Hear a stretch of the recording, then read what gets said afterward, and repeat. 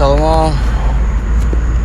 Shalom, shalom. Call HALALYAM La, YAHAWAH, BAHASHAM, BAHASHAM, Rakaha Kudash. This is Brother Tazawam Gabar, coming at you from the Prophets in Babylon camp here in Tampa, Florida.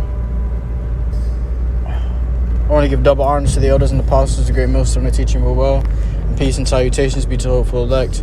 This is going to be a quick hit, going into the structure of the household, how it's set up. Alright, because this is something that you have basic understanding of, basic knowledge of, man. Mainly for the newer brothers who don't really, consider these things, but this is the truth. So I'm gonna get right into it. And this is the book of Colossians chapter 3 and verse 20. Children, obey your parents in all things, for this is well-pleasing unto the Lord. Okay? So you gotta obey your parents, man. Alright? Guess what? They're taking care of you. You can't just be living off of their hard work and labor and not respecting them or obeying them. Not only did you spring out of their loins, but you also are there, you also belong to them, man. As a child,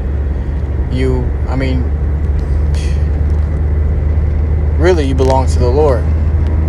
But the Lord has set up nursing mothers over you, man. Nursing mothers over you and leaders over you to raise you up, That's another thing. Your parents has to be, righteous in a good sense, because they have to be following after the Lord, man. If they're following after the ways of the world, especially in the time we're in today, it's going to be very hard to obey your parents. Okay, and I'm going to get into that. But as for now, you should know the main thing is you must obey your parents. Okay? Now, this is where it goes deeper. This is the book of Ephesians chapter 6 and verse 1. Children, obey your parents in the Lord. Okay? So now it's telling you what? To obey your parents in the Lord. Because as time passed on, the parents started defiling the children more and more. Because the parents started going after idols. They started doing things after their own lust. Okay? And then they started pushing it onto their children. And they grow up keeping pagan customs. Because, you be in captivity, you're in the land of your enemies. And you grow up to think that that's what they fucked you up at. They told you that you guys were equal.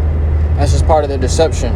When they told you that we were equal to them, that we were all equal men, and we were free men, that meant that we could do what they were doing. That, they made it seem like that we could do what they were doing. Oh, you got privilege to this bathroom now. Now you guys can go to the same bathroom. And then that, now you guys can drink from the same water faucet. Well, now you guys can shop in the same store. Before you know it, now y'all celebrating the same so-called holidays, man. Before you know it, now y'all worshiping the same so-called God, man. Okay, the same idol. Before you know it, y'all doing the same things.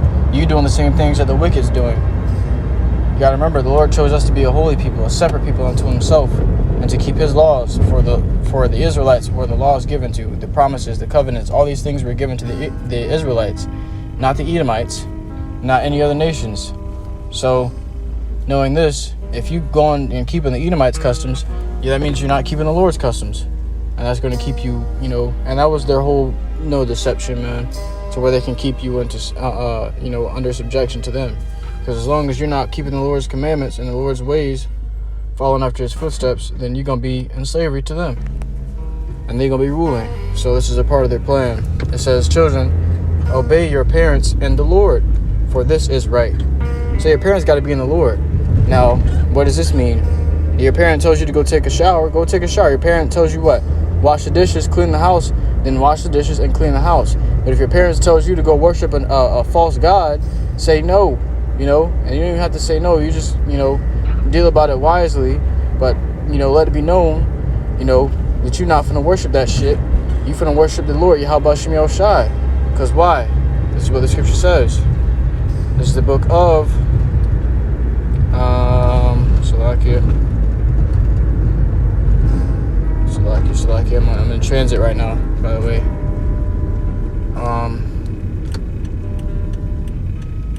This is the book of Acts, chapter 5 and verse 29. Then Peter and the other apostles answered and said, we ought to obey YAHAWASHI rather than man. Okay, and this goes for your parents as well. Okay, we ought to obey the Lord, the parents of your parent, the parent of your parents, the father of your fathers, the king of your kings, you know, rather than men that are fleshly, that grow old and die, that make mistakes, that lie, kill, steal, rape, rob, and murder. We ought to obey the Lord, YAHAWASHI, who is just in all things that he does, man. Okay, he knows better. Your parents may be adults to you, but to the Lord, they're still children. So you got to remember that. Apply wisdom, knowledge, and understanding, and you will see these things, that there's no one up there equal to the Lord, YAHAWASHI. All right, so we go back into the instructions. This is the book of Exodus, chapter 20 and verse 12. Now, this is where the laws are being handed out. It says, honor thy father and thy mother, that thy days may be long upon the land which the Lord thy power giveth thee.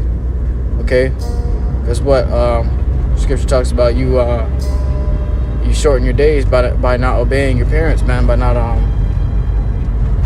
following the instruction of your parents. Okay, because what you a rebellious and slothful son back then would get stoned.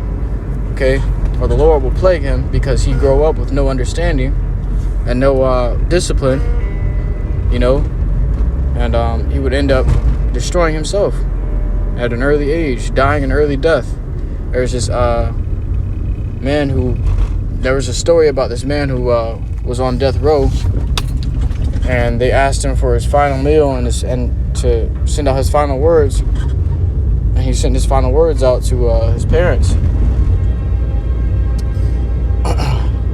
and he was saying, really it was towards his mom, because when he grew up, it was an Edomite, of course. He was telling his mom how this is her fault, you know, that he's on death row, and he was saying how when he would go off and do bad things and his dad would try to discipline him, his mom would comfort him and make it seem like it's okay, and his mom would stop his dad from disciplining him so that he would get away with it and get away from discipline, you know, and that was destroying him. And he learned that at the end of his life, that without that discipline, now he is sitting on death row because he committed wrongful acts which caused him to get put to death, and he ended up killing somebody, you know. And this is a scripture on that.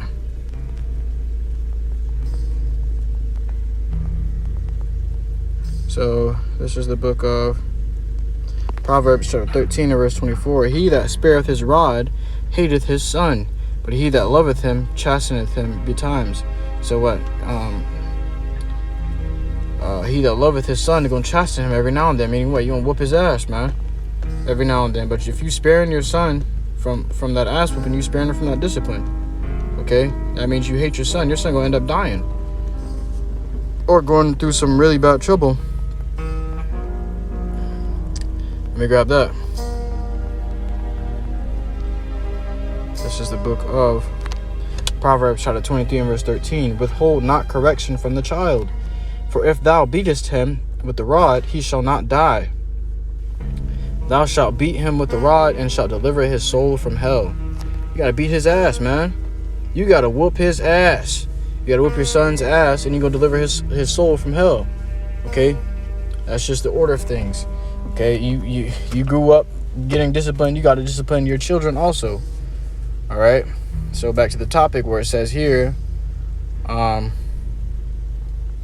Exodus 20 and 12, honor thy father and thy mother, and thy days may be long upon the land which the Lord thy power giveth thee. Now, you still got to honor your father and mother, man.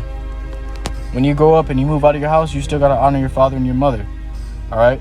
But as long as you honor the household, you gonna honor, first of all, you gonna honor your father and mother from the day you're born to the day you die. But as long as you're in their household, you gotta obey their rules, man. Okay? Once you grow up and you become a man, then you go and get your own house, and then you cleave into a woman, and then y'all have children, and then you create your own household, and then you set the rules for your household. You know? Now, depending on how your parents raised you, a lot of those ways that you grew up in is not going to depart from you. So like it says here in the scripture here, let me grab it.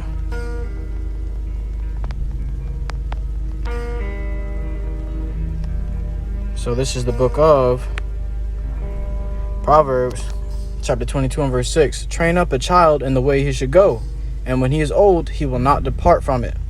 Okay, so as a babe, when you're young, you know, when your child is young, you got to train that child young, man. You want him to do the work and will of the Lord and be a righteous man when he grows up. You got to start putting the laws and commandments and the Lord's ways and the, you know, morality into his mind as a babe. And then as he grows up, he's not going to depart from it, man. You know, I still find myself doing stuff that my parents had me doing when I was little, you know. And now I'm 23.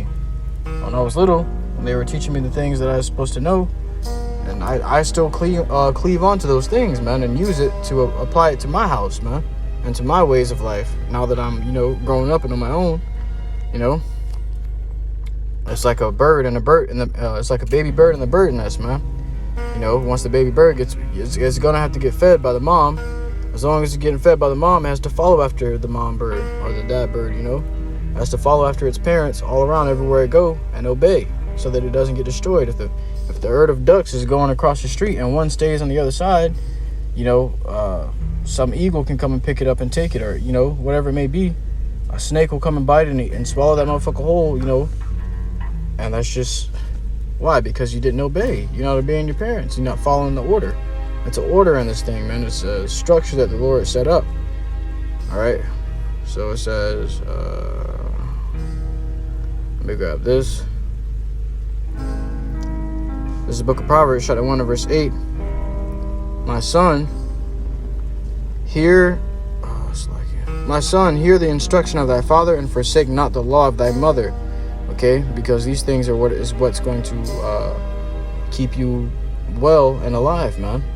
To raise you up in the right way and on the right path, so that you're not growing up to be a lunatic or a murderer or you know, these kids, you raise them up the wrong way, they destroy themselves. They grow up to be monsters. And that's exactly what Esau's trying to do now. He's attacking the children so they can grow up to be monsters, man. You know, he's got it now where he's putting that damn venom inside of children 5 and under. All right? Before time, this wasn't even allowed. Somehow it's allowed now. You know?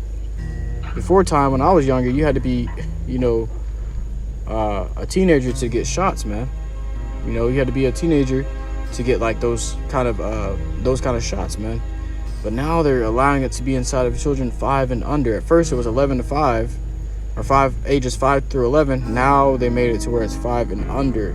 So you getting babes, 1-year-old babies, 2-year-old babies, you know, getting this damn thing inside of their bodies when their bodies are still trying to grow, when they're still in a very crucial time to their development and growth, man.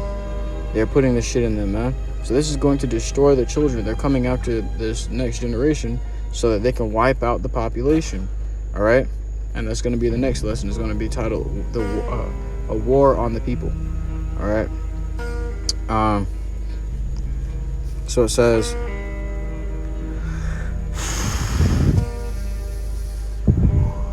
this is Proverbs chapter 13.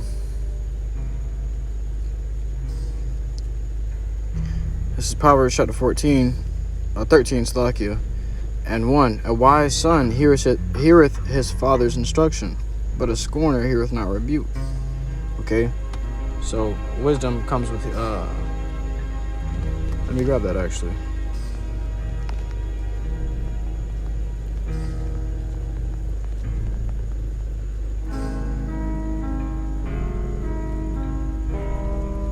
Book of Romans chapter 10 and verse 17. So then faith cometh by hearing, and hearing by the word of YAHAWASHI. So how you gonna hear if you ain't even listening, man? If you ain't even hearkening, man? All right. How you gonna have faith if you can't even listen? This is how you're supposed to grow up, you know, the way the Lord made it for you to grow up, man. So we had laws against rebellious son or rebellious child, because if you don't put that kid to death, man, or if you don't take that kid out or correct him or change his ways, he's going to grow up to be a big problem amongst the land, man. Okay? So the Lord was getting rid of the evil from the land, man. All right? Let's see, it says, this is the book of Colossians chapter 30, this is the book of Colossians chapter 3 and verse 21. Fathers, provoke not your children to anger, lest they be discouraged. Okay, so there's a certain way you got to raise your household as well, man. You know, and you can't really get upset at your brother or your sister because they ain't really listening to you like that. You know, they're not your inheritance. They are your father's inheritance. They're your father's seed. They are not your seed. Y'all come from the same seed line, but that doesn't make you that man your inheritance. Now, it's good for the younger brother to take heed of the older brother's instruction, and the younger sister to take heed of the older sister's instruction, you know. But you can't really be lording over your brothers or your sisters because they're not yours. They do not belong to you, you know. As likewise in this truth, you can't lord over a brother because he doesn't belong to you. He belongs to the Lord, YAHAWASHI. That's why the scripture says, be not lords over the Lord's inheritance, like you. It's like I meant heritage. Be not lords over the Lord's heritage. Okay? Which is what? The Lord's children, man. So, when you grow up and you get your own place, then that becomes your heritage, you know. Then you tell your children what to do. You tell your woman what to do. But when you're growing up and you're a part of someone else's heritage, which is your father, your dad, or your mother, you have to obey them, man, because they go out and they slave and they labor and they go through and they are persecuted and all this kind of shit just to put food in your mouth and clothes in your back, man. Okay, so that you can take a shower and that you can have lights and play video games and shit, man, so that you can live a life of comfort. But once you get old enough, it's time for you to get on your own 2 feet, man.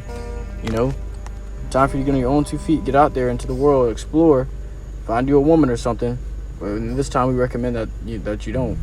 But if you do, settle down with that woman, get you a place, and build your family together, man. You know, as of now, we're not in the time to be building your family, but this is classes going into the structure of the household, man. How things are supposed to go, you know. Then you get your own heritage and you start telling your children what to do as according to how your parents raised you, man. You know. But if you have a brother of the flesh or a sister of the flesh, they don't really belong to you. So their business and their matters is not really any of your concern. And you can be there for them to help them because you grew up with them, you know, and y'all were like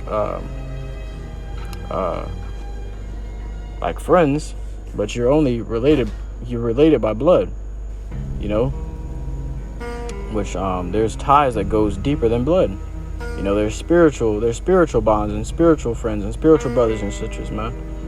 You know, these ties go deeper than blood. You know, so you can't really be in their business. That's why your sister getting into it with her boyfriend, for example. Your sister could be getting into it with her boyfriend. That's none of your business, because that man is taking care of his household now, and you're not a part of his household. So you can't come to him and tell him, hey, man, don't be treating my sister like this or like that. Your sister is not your wife. She's your sister. She doesn't belong to you. She once belonged to your father. And now she belongs to that man she's with. She never belonged to you, man. You know? She was once her father's possession. Now she's her husband's possession. She was never her brother's possession. So when you got a fault, you know, a problem going on between your sister and her husband, that's a fault in her household. That's what her husband has to deal with. That has nothing to do with you. And that's what this world frowns on today, man. Is you minding your damn business. This world can't mind their fucking business, man. You know, you dealing with the woman, and she going right back to her family telling all your business. Now you got to hear from her brother. Her brother pulling up on you hey man, what this and that you doing about this? Then you gotta talk it out with her brother, or you might even have to stomp his ass out, man. You know, because this world is backwards.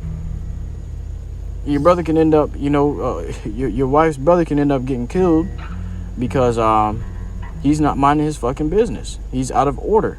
Now he would come over here and try to correct and reprove his sister's husband.